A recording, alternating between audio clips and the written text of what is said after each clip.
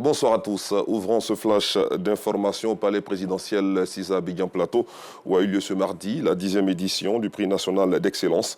Une cérémonie présidée par le chef de l'État Alassane Ouattara qui a félicité les 83 lauréats des primés qui proviennent des secteurs publics et privés ainsi que de la société civile répartis en 47 personnes physiques et en 36 structures. Ils ont reçu chacun un trophée, un diplôme et un chèque d'un montant de 10 millions de francs CFA. Et puis comme tous les mardis, nous vous proposerons le carton rouge qui s'intéresse cette semaine à la pollution de l'atmosphère par les voitures. Une situation qui suscite la colère de la rédaction de RTI2.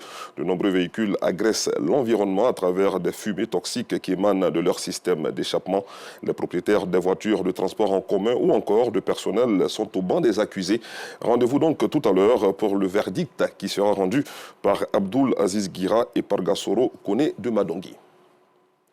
Parlons éducation nationale à présent. Les inscriptions au CP1 et à la maternelle ont démarré hier dans tous les établissements publics. Pour l'heure, ce n'est pas encore la grande affluence dans les écoles. Certains parents traînent encore les pas, tandis que d'autres se renseignent quant aux conditions d'inscription selon notre reporter Clarisse Kanyala qui a sillonné des établissements de la commune de Bingerville.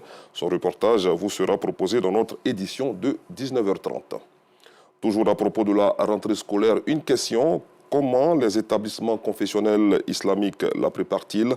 Dans quelques jours, les élèves vont reprendre le chemin des classes. Si les établissements scolaires laïcs et confessionnels et chrétiens s'activent pour les préparatifs, les écoles islamiques reconnues par le système national ne comptent pas rester en marge. Quel est donc le dispositif organisationnel mis en place? Réponse à cette question tout à l'heure à travers le constat de Yacouba Koulibaly qui a visité des établissements de la commune d'Abobo.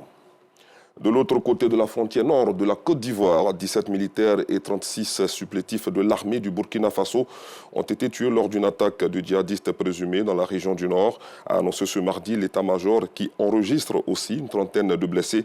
L'armée a précisé ensuite que des opérations de riposte ont permis de neutraliser plusieurs assaillants et a affirmé que l'unité attaquée était déployée pour permettre la réinstallation des populations chassées par les terroristes. Toujours sur le continent, le président de transition au Gabon, le général Brice Oligui Nguema, a reçu ce mardi le président de la Centrafrique, Faustin Archange Touadéra, désigné par la communauté économique des États de l'Afrique centrale, facilitateur du processus politique dans le pays après le coup d'État contre Ali Bongo.